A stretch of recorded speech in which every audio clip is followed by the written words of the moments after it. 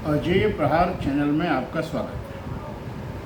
अभी चारों तरफ जो उत्तर प्रदेश सरकार में 69,000 शिक्षकों की भर्ती को माननीय उच्च न्यायालय की खंडपीठ की बजाय जो डबल बेंच होती है उसने जो निर्णय दिया है कि ये सूची रद्द की जाती है और सूची पुनः बनाई जाए, एक न्यायिक फैसला है।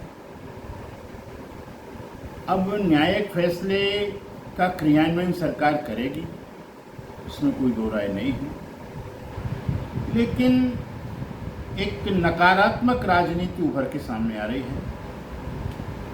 सत्ता पक्ष अपनी छाती चौड़ी करके ये कहने और दिखाने का प्रयास कर रहा है कि मैंने इतने हजार ओबीसी को नियुक्तियां दी थी और उनका हित नहीं होगा।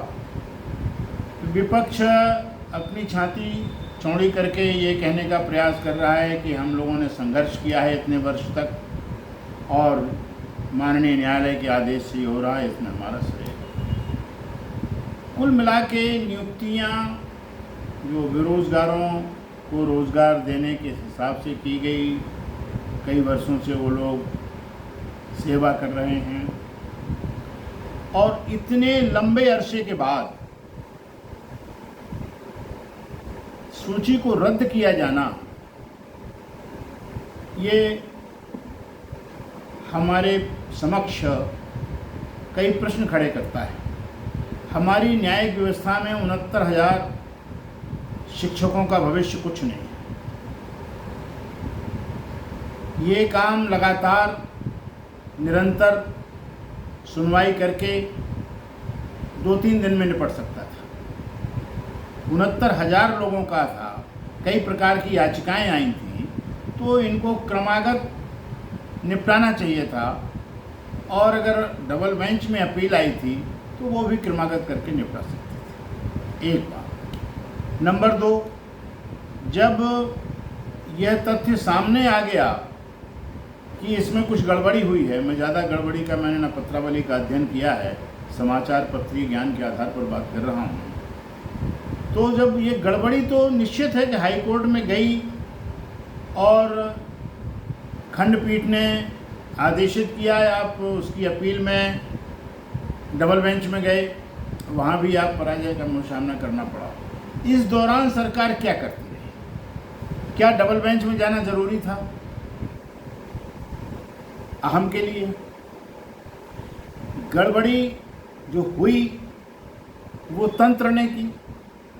इसमें परीक्षा नियामक तंत्र शामिल होता है, शिक्षा विभाग के अधिकारी भी होते हैं, नियुक्तियां दी जाती हैं, कई चैनल से फाइल जाती है। तो अगर ये सुनियोजित ढंग से किया गया है तो इस पर तो कोई ना कोई ऐसी मशीनरी के खिलाफ निर्णय लिया जाना चाहिए जिसने इसको सुनियोजित ढंग से किया है। और सरकार को ऐसी छूट नहीं देनी चाहिए कि जिसमें हम एक जातीय विभेद, जातीय संघर्षण, जातीय समीकरणों को बढ़ावा दें। कम से कम सरकार को ऐसी छूट किसी को नहीं देनी चाहिए।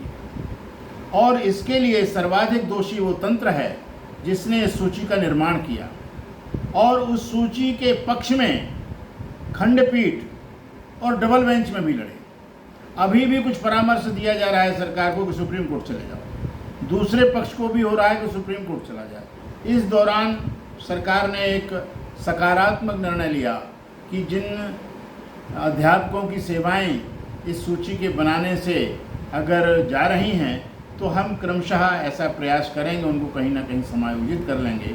और ये न्यायोचित भी है कि इतने वर्षों से जो व्यक्ति सेवा कर रहा है उसका क्या दोष है? दोष तो उन अधिकारियों का है जो मोटी मोटी वेतन लेकर के अपनी मन की तानाशाही कर रहे हैं और किसी की सुन नहीं रहे हैं। वहाँ उन पर जो हैमरिंग हाई कोर्ट ने की है उसके आधार पर निश्चित रूप से वह पूरा तंत्र सबसे पहले प्रताड़ित किया जाना चाहिए और निर्णय लेने के लिए, दोबारा सूची बनाने के लिए नए सुयोग्य अधिकारियों को उसमें शामिल किया जाना चाहिए। इन्हीं शब्दों के साथ धन्यवाद। जय हिंद।